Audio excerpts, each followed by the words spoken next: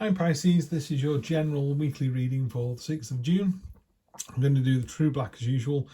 I'm going to use Tarot Disassembled to clarify. This is by Jennifer Cooper Stidley. You get that from ferociousinc.com if you like it. I'm not affiliated to any of this, it was just a deck I like the look of, so I'm using it. Because we're short of time this week with various things going on, I am going to do a 5-card spread, which is present situation, present expectation, the unexpected, the short-term future, and the long-term future. Energy on the bottom of the card is the card of imbalance, the 6 of Pentacles. So, interesting one, Pisces. Let's see what we can see here.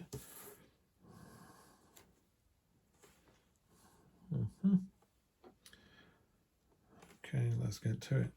So we're starting off, it starts off pretty well. It starts off with the 10 of Cups, which is card of wish fulfillment, everything you could possibly want, any kind of turmoil or distrust or anything like that.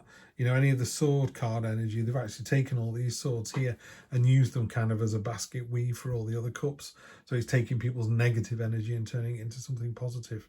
So your present situation is excellent, absolutely excellent, Pisces. So I'm like, okay. Then we've got this one with present expectation is you expect it to be really sour, which is the 2 of Swords, the card of stagnation and, you know, immovability and that kind of, I don't know what to do next, kind of a crossroads energy. Those 2 swords are rubbing against each other and the important message that's trying to come through isn't coming through.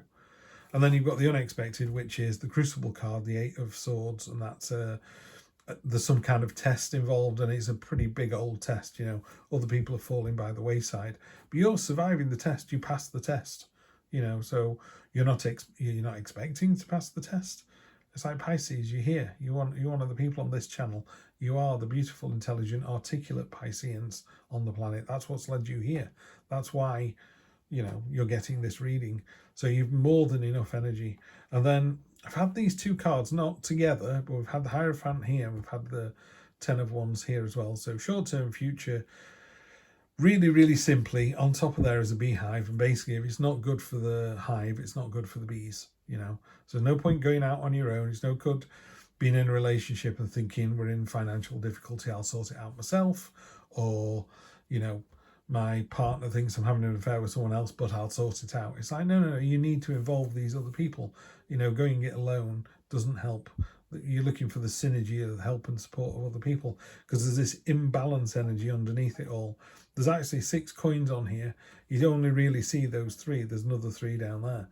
So if each coin was $1 million, there's $6 million on that card, and you're only doing something with 3 million.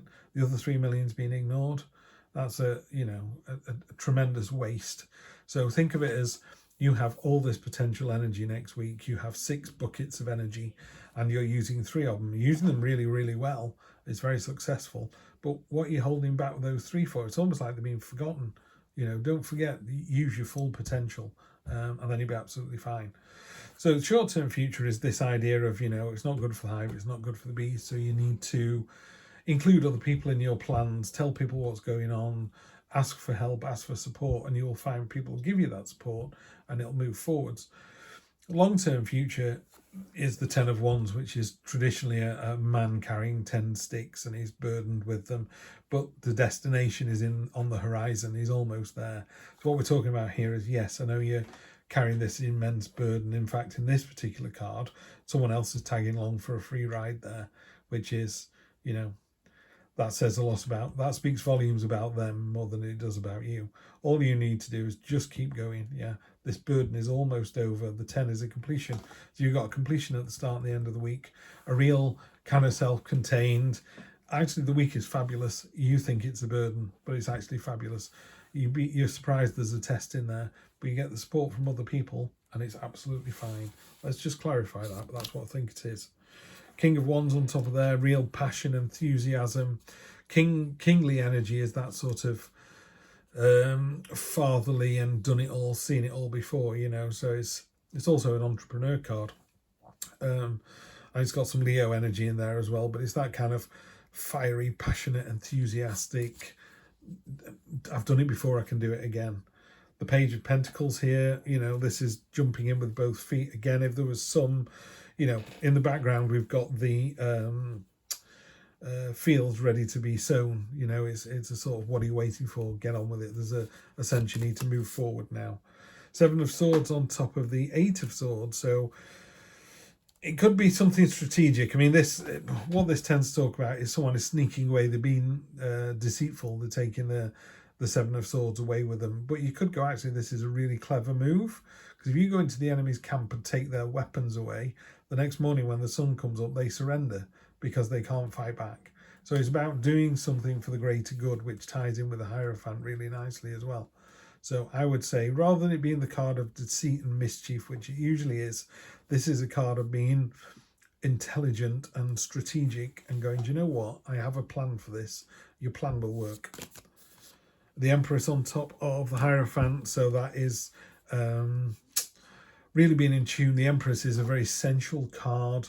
So she's completely in tune with her emotions. You've got the harvest growing here. She's really kind of at one with nature. You know, you sow the seed, you harvest the crops, you rotate the soil, and it all goes round again. You know, the cycle of life. There's that kind of lovely nurturing energy, really powerful female energy on top of that. And again, we don't relate this to gender. Female energy can go into anybody, you know, but it's a great energy to have. And then we've got the Page of Swords. There's that. I'm getting a feeling there's kind of two things here. Maybe not. You've got some real sense of movement here. You've got two pages. Pages are about either a learning experience or something happening. You know, it's like, here we go. And this one is, you know, plant the field and get the seeds going and really jump in there with both feet. Think tactically, strategically about what it is you're trying to do. This is all really solid. That's fairly safe.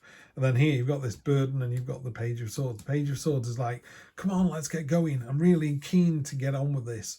And there's a warning. Just be careful that you're not jumping in with both feet without. It's about jumping into a bath. You know, you're dirty, you're tired, you've been out in the garden all day, you've been doing stuff, and now you're about to jump into the bath. But you need to test the bath water first. Yeah. Otherwise, it's going to be monkey heart, and you go, ooh, ooh, ooh, ah, ah, ah, and jump back out again. Yeah. So that's Page of Sword energy. And I think that ties in really nicely with this Ten of Swords, which is, the Ten of Swords is talking about, I'm almost there, you know, just plant two more things in the ground, and then I can go up and have my bath. I'm really looking forward to soaking in a bath. Yeah. So these two cards sit really nicely together. I would just be careful of, you know, once you complete something, it's like, I've done for the day. Yeah. Just test the water before you jump in. If you're going to jump off a cliff, it's not the Fool card. You need to look at how far down it is.